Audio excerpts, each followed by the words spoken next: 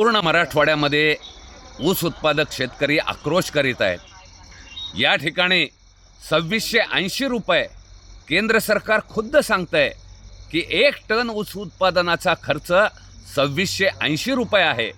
असे असताना देखील ऊस उत्पादक संघर्ष समितीची 3000 रुपये पहिली उचल देण्याची मागणी आणि 4000 अंतिम दर देण्याची मागणी ऊस उत्पादक संघर्ष समिती आणि शेतकरी करत आहेत।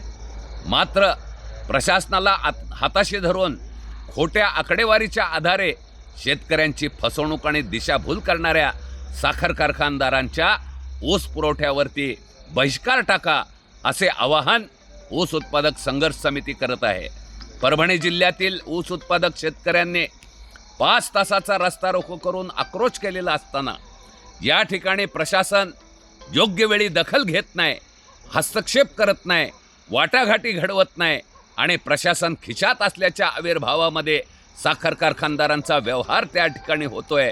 अशा नाठाळ साखर कारखानदारांना धडा शिकवण्याची वेळ आज या ठिकाणी आलेली आहे। विशेषतः G7 कारखाना गंगाखेडच्या या कारखान्याने शेतकऱ्यांची ऊस तोडणीच्या वाहतूक दरामध्ये फसवणूक केलेली आहे, साखर उतार्यात फसवणूक केलेली आहे, वजन काट्यावरती फसवणूक केलेली आहे आणि वर अत्यंत अल्प दर दिलेला आहे। अशा साखर कारखान्याच्या ऊस पुरवठ्यावरती बहिष्कार टाका, आपापल्या गावातील वाहने बंद करा आणि या ठिकाणी या तमाम सगळ्या ऊस उत्पादकांनी एकजुटीनं आपल्या हक्काचा पुकारा करा।